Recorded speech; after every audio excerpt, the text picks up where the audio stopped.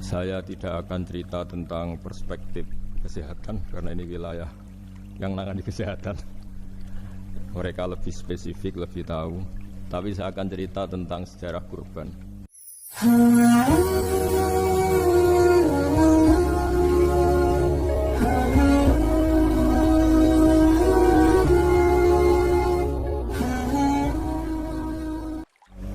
Bismillahirrahmanirrahim. Subhanaka la ilma lana illa ma 'allamtana innaka antal alimul hakim.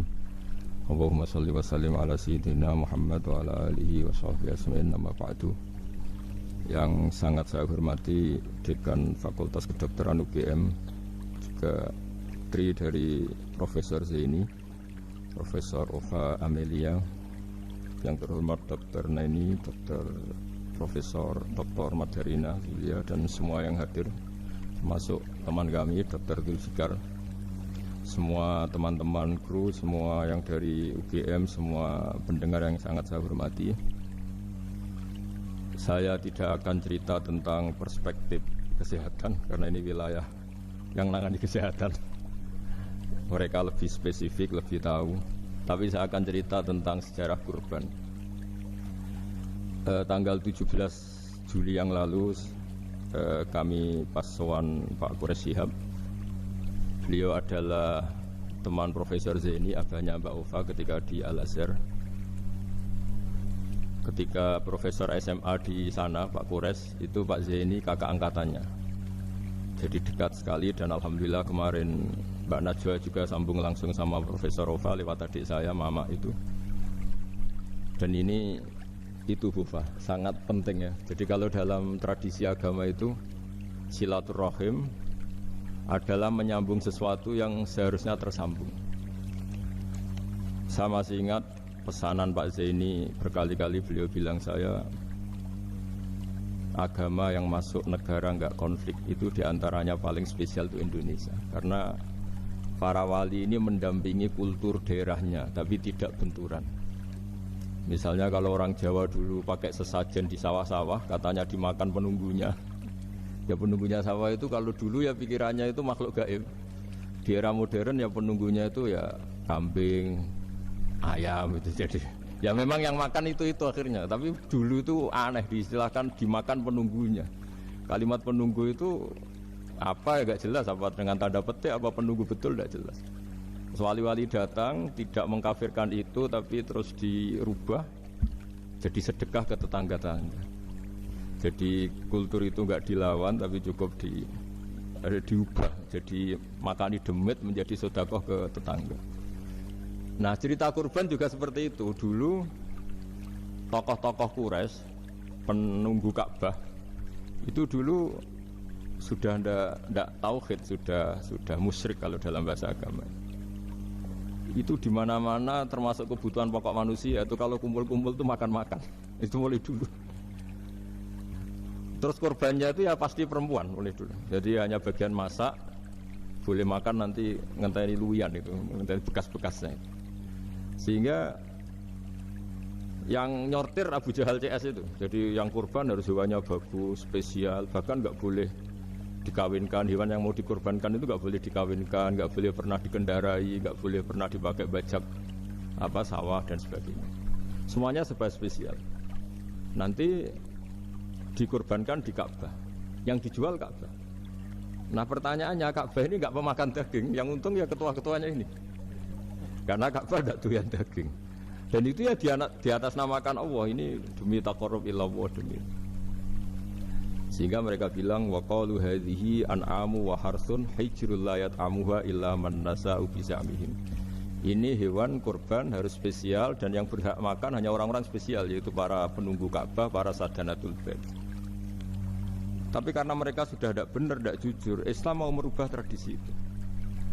Tapi kalau tradisi itu dirubah, maka Islam akan terkenal pelit, karena dari acara makan-makan menjadi tidak ada makan-makan. Jadi kadang kebenaran itu harus diganti dengan sesuatu yang tidak ekstrim, karena tadi dari acara makan-makan menjadi sama sekali nggak makan-makan. Maka terus diganti oleh Islam dengan kalimat udhiyah, dengan kata kurban.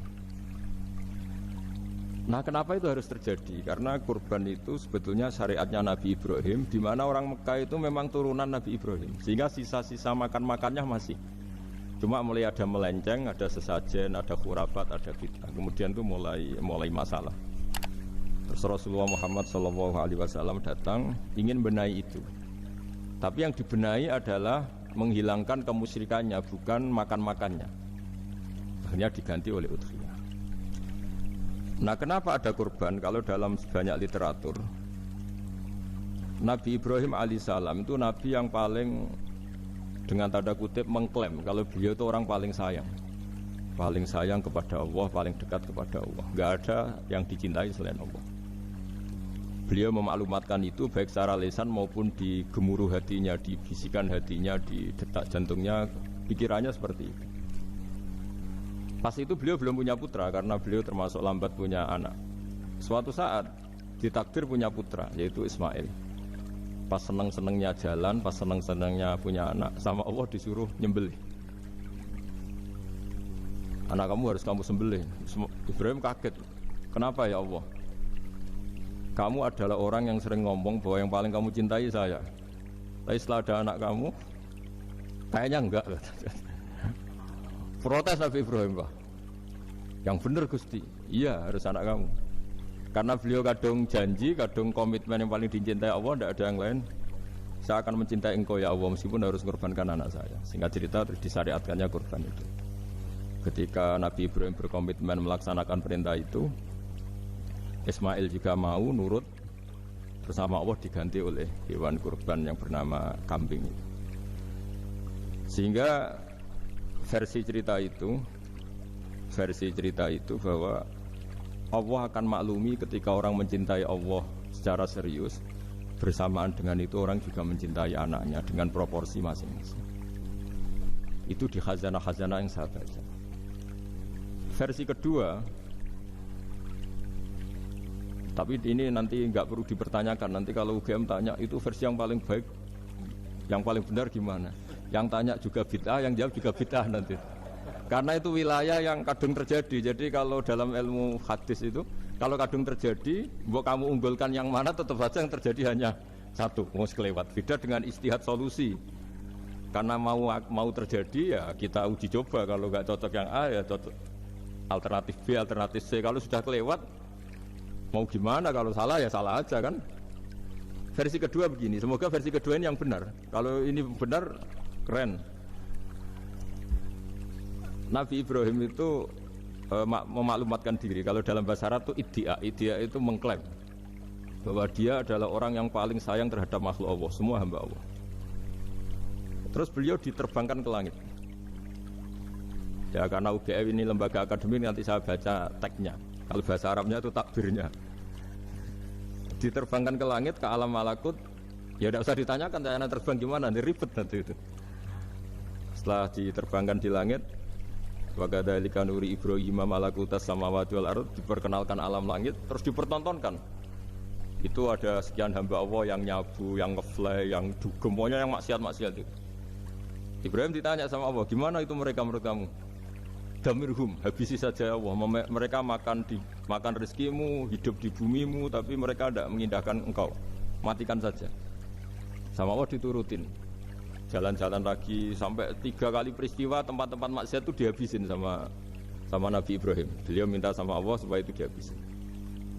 Singkat cerita, terus beliau diturunkan sama Allah. Setelah diturunkan, ya Allah tidak jawab, tidak apa. Allah itu punya sunnah, punya tradisi.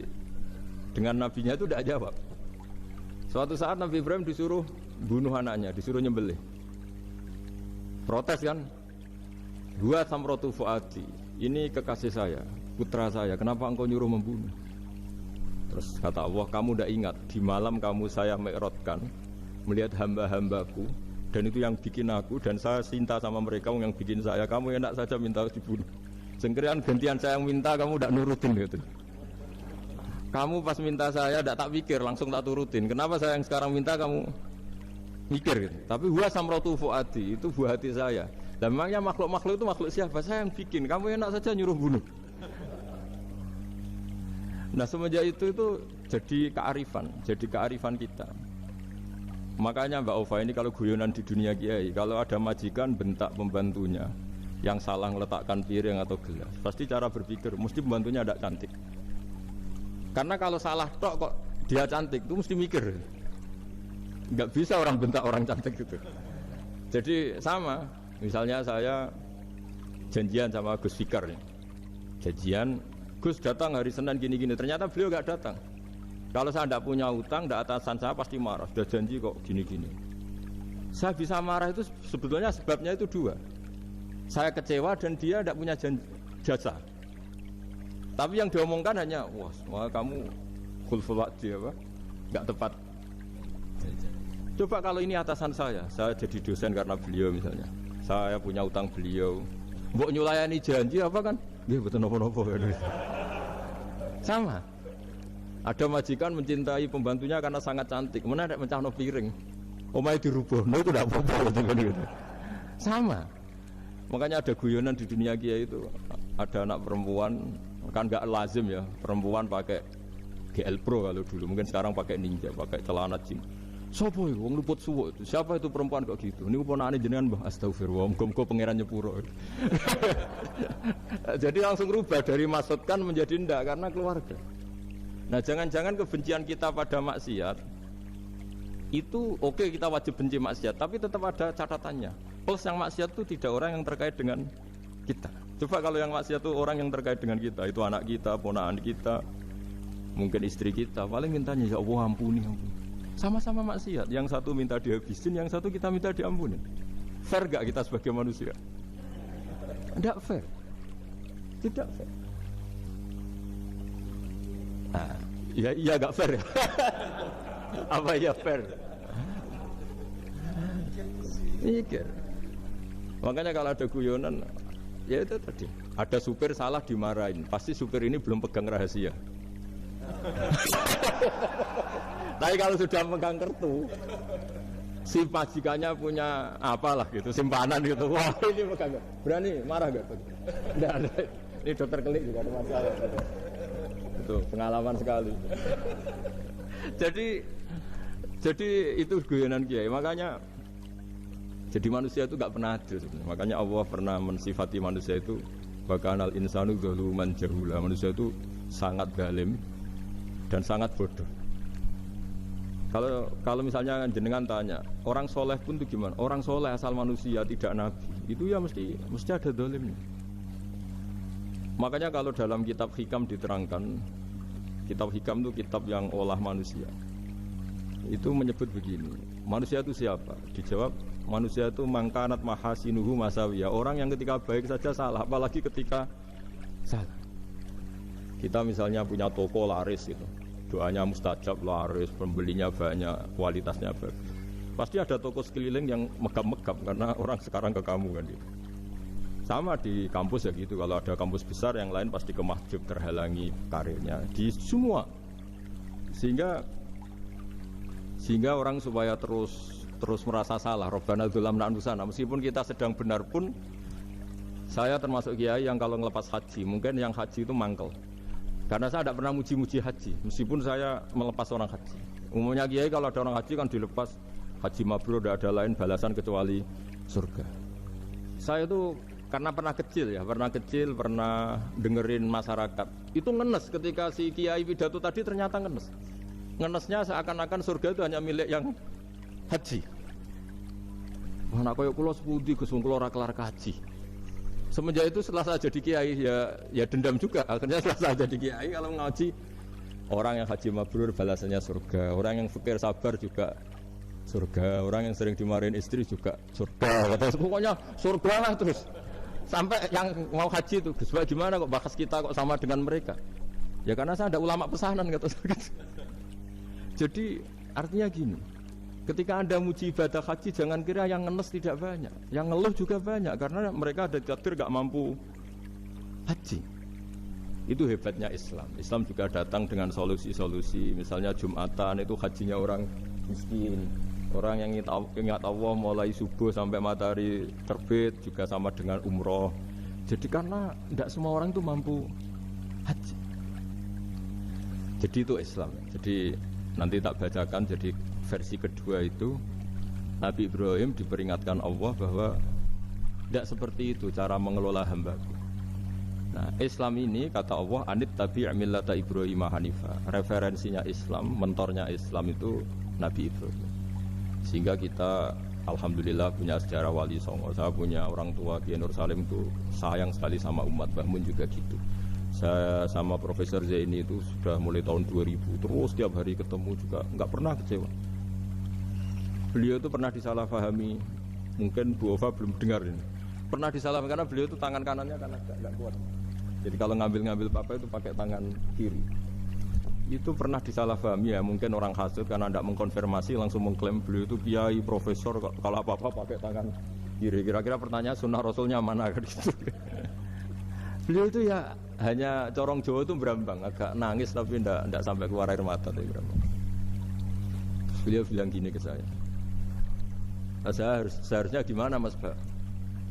Ya kalau Pak Zaini ingin jadi wali ya tidak usah menjelaskan. Kalau Pak Zaini ingin menjelaskan berarti ingin diakui makhluk. Tapi kalau nggak dijelaskan mereka salah paham terus. Tapi cepat jadi wali karena sudah mulai mengabaikan apa kata mereka. Tapi kalau menjelaskan ya enggak. Ya lama jadi walinya. Tapi bagusnya orang nggak salah paham. Pak Zaini tertawa-tawa. Jadi wali apa enggak? Jadi saya tuh lama sekali sekamar dengan beliau ada di Badan Wakaf ya Mas Fajar ya. Badan Wakaf yang atas itu kan dulu tempatnya Pak Rektor kan kosong. Nah itu kita tempati sama Pak Zaini bertahun-tahun tiap hari diskusi. Dan nggak pernah ceritanya beliau itu penting. Karena seneng guyon, memang khasnya ulama itu seneng guyon. Kemarin saya ketemu Pak Kures, beliau cerita, saya ini punya idola Gus Pak. Kalau manggil saya Gus kadang ya Pak. Dulu beliau doktor filsafat, lama-lama jadi Syekhul Azhar. Itu kalau ke kuliah pakai bis, kata Pak Kures. Suatu saat di Al Azhar itu kan beda dengan di yang lain ya, agak-agak modern. Si gurunya ini, beliau itu karena banyak yang berdiri, beliau duduk ada perempuan berdiri, terus yang lelakinya berdiri, terus jatah duduknya dikasihkan perempuan. Perempuannya itu pakai pakaian yang agak minim, agak seksi lah, agak minim. Terus si Syekhul Azhar tadi saat itu belum Syekhul Azhar, punya 2 permen. Ini ceritanya Pak Kures punya 2 permen, terus yang satu sudah dibuka, yang satu masih bungkusan, masih ditawarkan. Silakan Mbak kamu milih yang mana? Milih yang masih itu. Padahal bukanya itu supaya lebih gampang. Ternyata milih yang masih bungkusan. Kenapa Mbak? Ya ini lebih steril karena pakai bungkus. Oh iya. Itu pelajaran itu. Terus Pak Kures nantang saya. Gus Pak punya enggak cerita tandingan? Wah kalau saya kebalikannya Pak. Di kereta itu ada Cina, enggak khitan ya. Ketemu sama kiai kampung.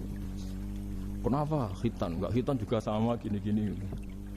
Terus dikasih pisang, terus dimakan, dikupas dulu. Kok udah langsung aja?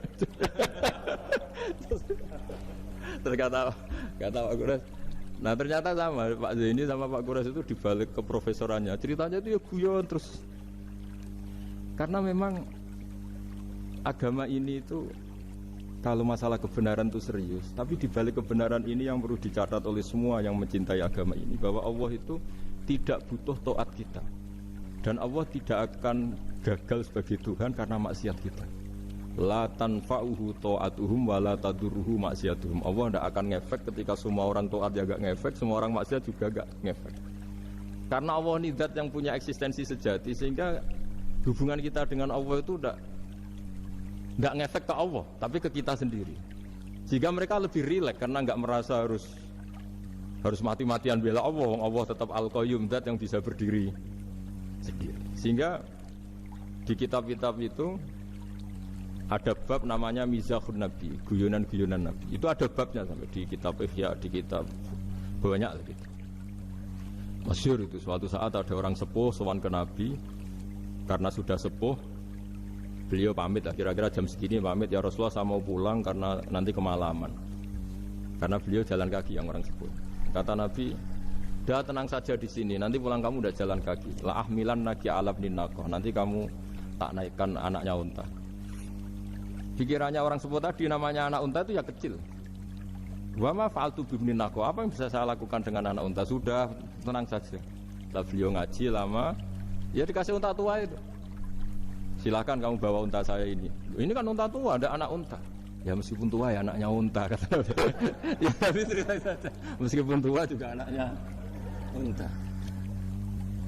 Jadi agama itu rileks. Nabi Ibrahim kembali lagi ya karena syariat Ibrahim. Nabi Ibrahim itu pernah minta supaya nyawanya itu diperpanjang karena beliau umumnya orang itu kan ingin nyawa panjang, ingin umurnya panjang. Beliau yakin penting nyawa panjang, umur panjang. Allah tidak jawab ke apa. Suatu saat ada tamu, orangnya itu sepuh sekali. Nabi Ibrahim karena orang yang sangat menghormati tamu dikasih kurma, apa itu? Anggur. Itu setiap dimakan dikunyah meler lagi keluar. Karena sudah sepuh, nggak ada giginya, dikunyah keluar lagi. Itu jawabnya Nabi Ibrahim, ya Allah, masuk lagi ke kamar, sholat lagi, mengcancel doa panjang umur. Katanya Ibrahim, oh jenengan jawab toh gitu. Artinya kalau ingin tua sekali ya nasib kamu kayak itu gitu. Jadi karena beliau tahu itu jawaban terus masuk kamar, oh jawab tuh Gusti jenengan, terus membatalkan doanya. Itu Nabi Ibrahim. Kalau orang sekarang enggak, ndonga ngarani, ya tua ya tetap sehat, tetap wah itu. Itu lebih ribet itu. Iya, jadi karena doa itu kalau nggak diperjelas itu ya repot. Ini cerita supaya kita berislam itu ceria. Saya Mbah Mun itu meskipun kiai top, senengannya gitu guyon bapak saya. Tapi guyon itu ada yang wajib. Saya dulu itu janggal. Ini cerita ya, mungkin kalau di kampus-kampus umum agak asing, tapi ini cerita. Nuduh zina itu dosanya besar sekali. Saya ulang lagi, nuduh orang lain zina itu dosanya besar sekali. Disebut bab qadzaf. Saya pernah menjumpai 3 kiai besar Bufa, 3 kiai besar. Kiai top semua. Di majelis itu ada gosip bahwa si A itu punya selingkuhan sama Sri misalnya atau dengan siapalah, dengan perempuan. Itu kalau di Arab itu senengannya pakai Salma, Laila Majnun Salma. Kalau di Jawa itu kasihan korbannya itu. Ya, tapi itu contoh saja ya. Itu si Kiai 3 tadi gak ngefek, malah tanya gini, loh apa perempuannya cantik? Wah cantik sekali Mbah. Cantiknya sampai kayak apa? Malah bicara cantiknya perempuan. Saya itu ya pertama iskal. Ini Kiai kok bakas orang apa? Cantik. Orang ayu. Setelah majelis itu bubar, yang penggosip tadi, ya yang gosip ini gak Kiai, yang pembisiknya ada Kiai, yang gosip ini gak Kiai. Cuma Kiai 3 ini posisi mendengar. Tapi malah tanya cantiknya tadi. Singkat cerita seorang itu pulang bilang gini terus. Itu kalau saya bilang iya dengan gosip itu, saya ikut qadzaf, saya ikut menuduh orang lain zina. Itu dosa besar. Selain itu saya kiai, kalau saya bilang iya dianggap membenarkan. Maka untuk mengalihkan gak bicara nuduh, jadi guyon tadi. Jadi guyonnya itu karena kalau dia tadi bilang iya artinya mengiyakan. Dan itu artinya qadzaf, punya dosa besar karena nuduh orang lain zina. Diperparah dia kayak besar kan, orang menjadi percaya karena yang ngomong bukan penggosip lagi tapi ya, maka dialihkan. Loh ayo nucung. Sampai segitunya kearifan. Sehingga dulu ketika Ma'is itu seorang sahabat yang pernah salah besar. Itu Nabi ketika beliau ada gosip salah gitu ya, Nabi masih jangan-jangan kamu hanya mimpi, Cung. Jangan-jangan kamu hanya megang, tapi tidak sampai zina. Sampai terakhir Nabi tanya, Afi aplikasi, jangan-jangan otak kamu itu sudah agak error. Saking tidak inginnya Nabi mempercayai hal-hal seperti itu. Nah problem kita di zaman sekarang justru kadang nyari-nyari supaya tahu buktinya. Yang dulu para orang soleh menghindari bukti itu supaya nggak suudzon. Sekarang orang mencari-cari bukti. Padahal itu dilarang, wala tajassasu, orang nggak boleh mencari-cari kesalahan orang lain. Nah itu kearifan yang saya dapatkan dari Bapak, dari Mbah Mun, dari Pak Zaini, dari Pak Gures. Mereka orang-orang yang luar biasa menghindari ngomong penting. Sekarang itu orang banyak yang sering ngomong penting. Sebenarnya itu malah salah. Karena kalau ngomong penting itu vonis terhadap orang lain. Tapi kalau kamu rileks, tidak. Nabi dulu itu rileks sekali. Ketika beliau ngaji gini, terus ada pemuda lewat bawa cangkul mengapikan pengajian Rasulullah. Banyak sahabat bilang, celaka orang itu, ada Nabi ngaji kok tidak ikut. Jawabannya Nabi unik. Jangan-jangan dia punya keluarga yang harus kerja, dan kalau harus kerja untuk nafkah keluarganya itu juga ibadah, itu ya sunnah saya. Jadi Nabi rileks saja, tidak tersinggung, tidak. Nah, kenapa kita butuh rileks? Karena kebenaran sekali dipaksakan itu jadinya benturan. Itu wali-wali Songo itu dulu sudah berpikir seperti itu. Sehingga Pak Zaini yang sering ngendikan sama saya, kita ini bisanya mengikuti Mas Ba, kalau manggil saya Mas, tidak bisa benturan. Sehingga tadi ada modifikasi dari sesajen menjadi sedekah, dari apa menjadi apa. Jadi tidak langsung benturan. Dan itu khazanahnya, bacaan-bacaannya banyak sekali, termasuk peristiwa Udhiyah tadi. Jadi dulu kurban itu dipakai ajang orang-orang tokoh Quraisy supaya dapat daging yang bagus, di atas namakan Ka'bah. Jadi agama ini dijual mulai dulu. Sekunane kuno agama ini dijual. Dan agama mulai dulu ya prospek. Ka'bah itu bisa menyedot wisatawan berapa, wisata religi. Sehingga dulu ada Ka'bah tandingan, perhitungannya juga ekonomi. Jadi mulai dulu itu ya sudah seperti itu. Mau apa memang Allah bikin dunia seperti ini. Jadi mulai dulu agama itu ya, sampai orang Yahudi gak mau iman sama Nabi ya pikirannya sederhana. Kalau saya tokoh banyak yang sowan, banyak yang ngasih-ngasih. Kalau saya ikut Muhammad, saya anak buah, yang ngasih saya siapa? Jadi perhitungannya juga ekonomi. Jadi ketika Abraham mau bikin Ka'bah tandingan, itu perhitungannya juga ekonomi. Jadi ribet kan memang kalau manusia itu sudah ribet. Tapi Islam ini datang bukan untuk itu, tapi memaklumi itu. Itu hebatnya Nabi Ibrahim. Ketika beliau berdoa, ya Allah, keluarga kami saya tempatkan di Mekah. Rabbana liyuqimus sholata faj'al af'idatam minan nasi tahwi ilaihim warzuqhum minas samarat. Cuma menurut Islam dibalik, ya Allah, kita ini ingin anak-anak kami ini bersujud kepada Engkau, ingin anak-anak kami ini melakukan sholat. Tapi mereka ini manusia yang untuk ketahanan hidupnya butuh makan, butuh rizki, butuh ekonomi. Maka tolong ekonominya dijaga ya. Jadi dibalik, demi sholat menjaga ekonomi. Jangan dengan demi ekonomi meninggalkan sholat.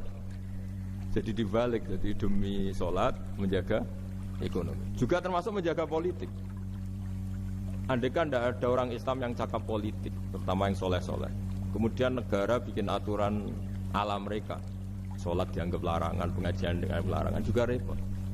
Makanya mulai dulu kiai-kiai itu ya politik, karena nggak ingin negara ini diatur oleh orang yang anti sholat, anti agama.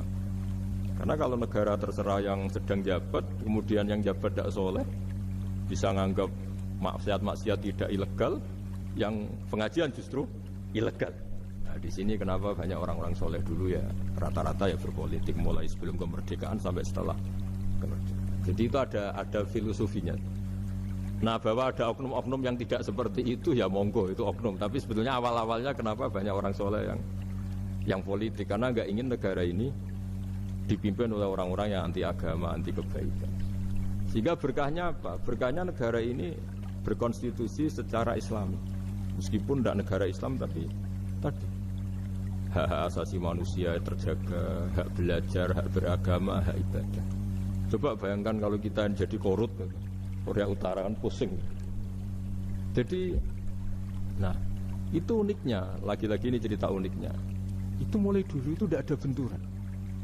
Ketika ada Masumi, ada Partai NU, ada macam-macam. Muhammadiyah datang di Jogja itu Mbah Ahmad Dahlan itu teman dekatnya Mbah Hasyim. Saya tahu banyak tentang, namanya dulu Darwis. Itu dulu ngajinya sama pernah buyut-buyut Qiyami di sini. Dulu ngaji Mbah Soleh Darat, Mbah Ahmad Dahlan sama siapa itu Mbah Hasyim.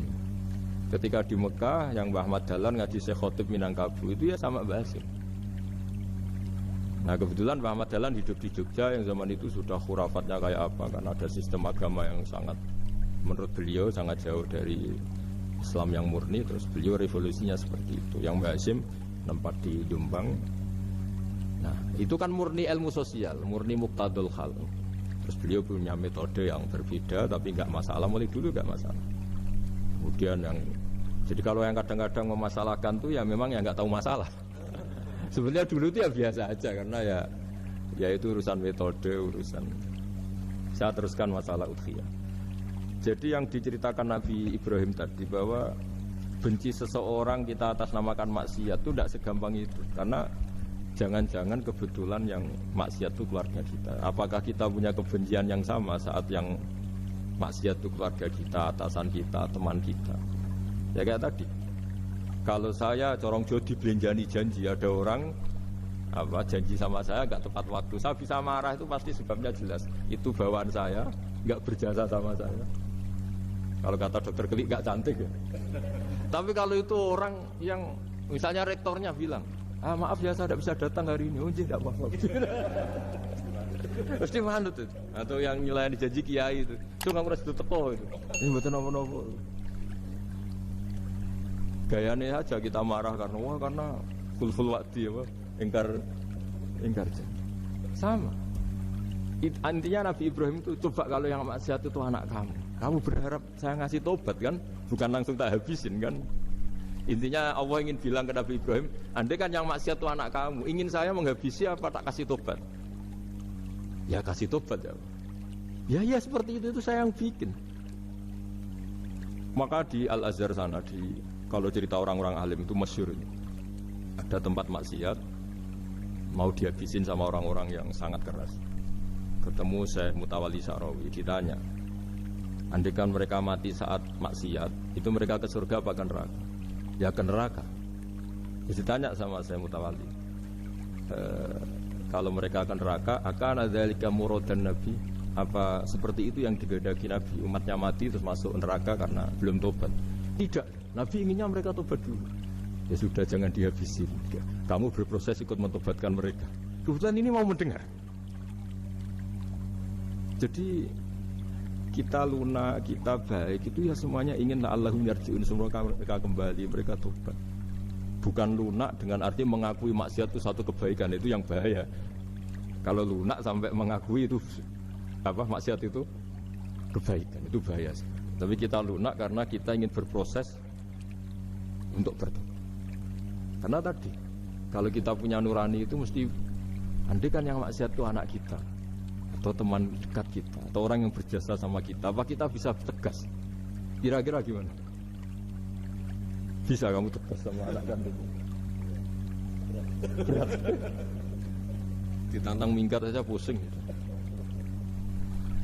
Ya makanya terus, ini saya baca teks aslinya ya, supaya mungkin sebagian yang punya kitabnya atau memang punya tradisi akademik supaya mendengar ini.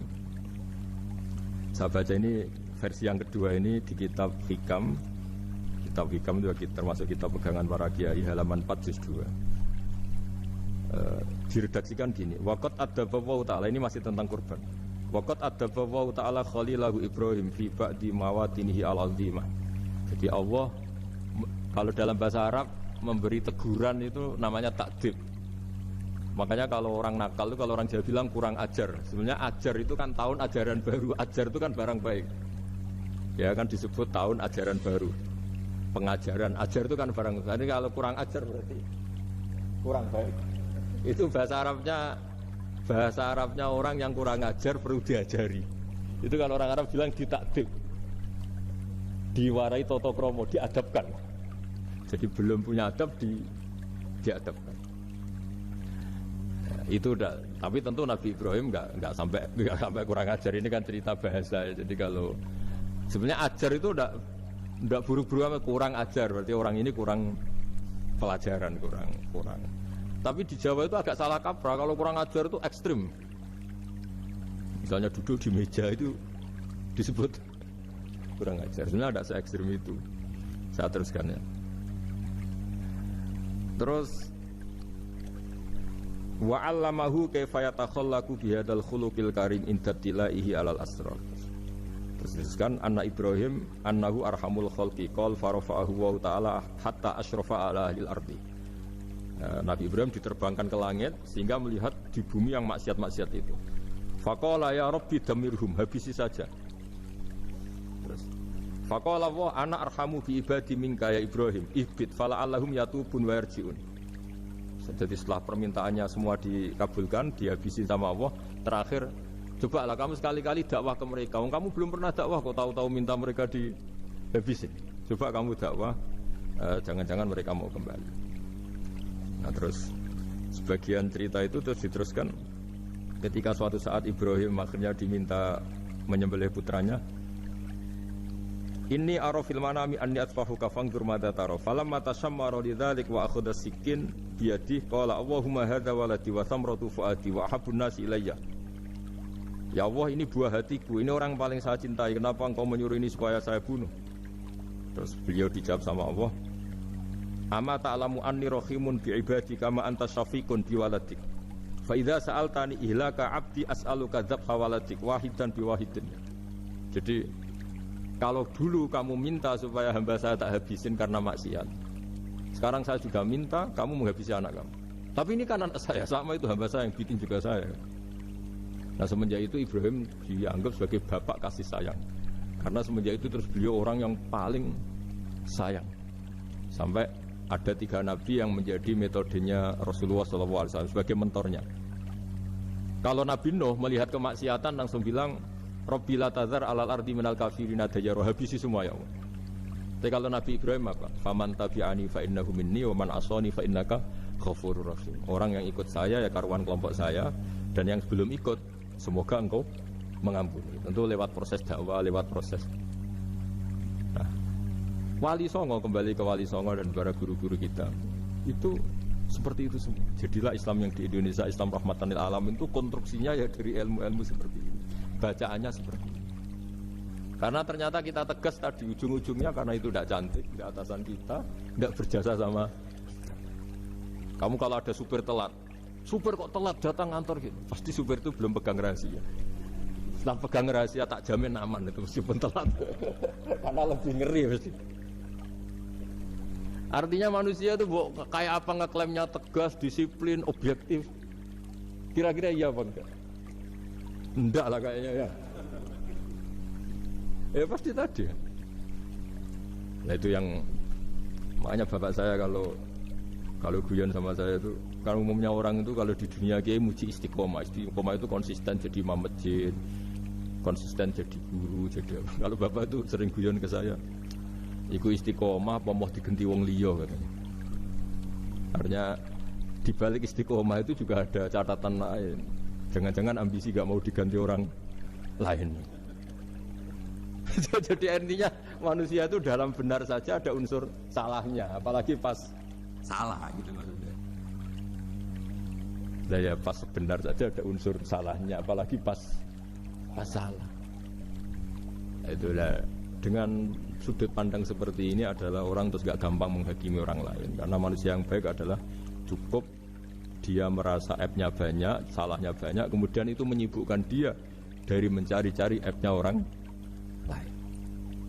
Makanya kalau dalam cerita Ibrahim alaihissalam, karena kurban itu identik dengan syariatnya Nabi Ibrahim. Ini saya punya catatan yang kemarin tak baca juga di Jakarta. Itu suatu saat Nabi Ibrahim itu didatangin orang Majusi dulu. Orang Majusi itu ya tidak beragama. Singkat cerita Nabi Ibrahim itu terkenal kaya dan suka menghormati tamu. Dulu tamu itu sangat penting dihormati karena dulu gak ada warung, terus padang pasir. Kalau sekarang itu ya wajib dihormati tapi tidak wajib-wajib banget. Karena biasanya sudah marung di mana-mana.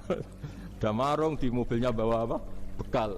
Kalau dulu di padang pasir kalau tamu nggak dihormati bisa mati betul. Kadang sudah hari perjalanan itu nggak makan nggak apa karena di padang pasir warung nggak ada, nggak bisa ngopi-ngopi ya dulu. Sehingga kalau menghormati tamu dulu itu pahalanya luar biasa ngasih makan itu. Kalau sekarang ya pahalanya biasa aja karena ya tamunya makannya ya biasa aja karena sudah kenyang duluan itu. Singkat cerita orang ini datang ke Ibrahim minta dikasih makan. Nabi Ibrahim mengatakan kamu syaratnya harus Islam dulu, kalau enggak kasih makan. Karena Ibrahim itu seorang nabi dan beliau komitmennya seperti itu. Si tamu tadi putus asa. Akhirnya walla itu ya sudah meninggalkan Ibrahim. Setelah beberapa jangkah, Allah bilang ke Nabi Ibrahim, orang itu umurnya berapa tadi bilang ke kamu? 50 tahun. Pernah enggak orang itu kelaparan? Kata Allah, enggak, baru ini kelaparan. Terus kata Allah, mundu khamsina sanatan nut'imuhu ala kufri. Falau nawal tahu lukmatan min ghairi an tutalibahu bitahiri dinik lakana ahsan. Orang itu umurnya 50 tahun. Itu ya tak kasih makan padahal dia majusi. Kamu baru diminta sehari saja minta syaratnya Islam. Terus itu ada di kitab apa Ar-Risalah Al-Qusairiyah di halaman 262. Jadi cuma dulu itu motifnya semuanya agama, bukan atas nama demokrasi atau kebebasan beragama. Karena dulu itu orang dulu itu kan saking sayangnya Allah, apa-apa konstitusinya ya perintah Allah. Dan ternyata perintah Allah seperti itu. Akhirnya dipanggil. Kemana ya majusi ke sini tak kasih makan. Dan majusinya kan kaget. Ada apa? Kenapa kamu rubah? Ditegur Tuhan. Iya, ditegur Tuhan. Jadi dan alhamdulillah saking simpatiknya orang majusi tadi akhirnya masuk Islam.